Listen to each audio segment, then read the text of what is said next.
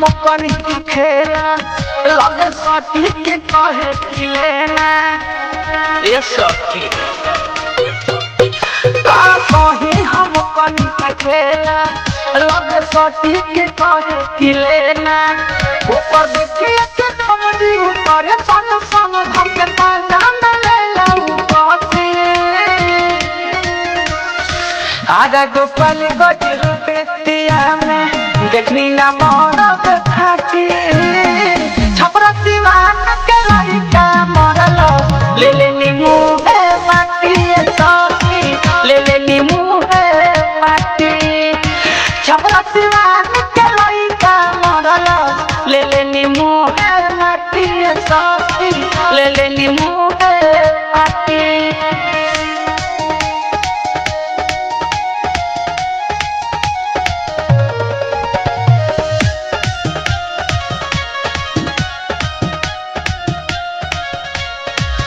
डालो में तेल बाटी लगावना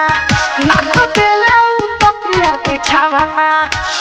ये सखी का कहनी डालो में तेल मथिया लगावना नाक तेल उतपिया बिछावना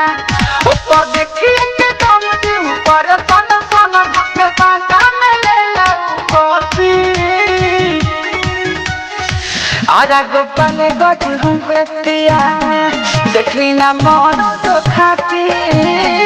छपरा दीवान के लड़का मरल ले लेनी मुँह माटी सखी ले लेनी मुँह माटी छपरा दीवान के लड़का मरल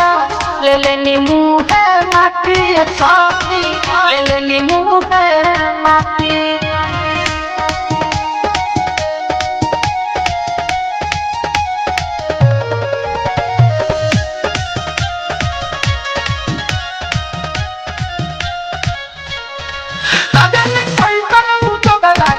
खाली दिन रात हमारे दिल दबा ये सखी चपले रहता हो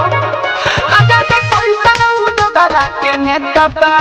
दिन रात खाली हमारे दिल दबा जातो आती समरो दबा के हम दबा सोना राइता देखी देले ओ खटाती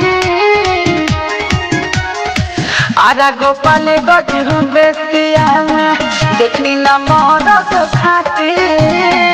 छपरा दीवान के लड़का मरल ले लेनी मुँह माटी सखी ले लेनी मुँह माटी छपरा दीवान के लड़का मरल ले लेनी मुँह माटी सखी ले लेनी मुँह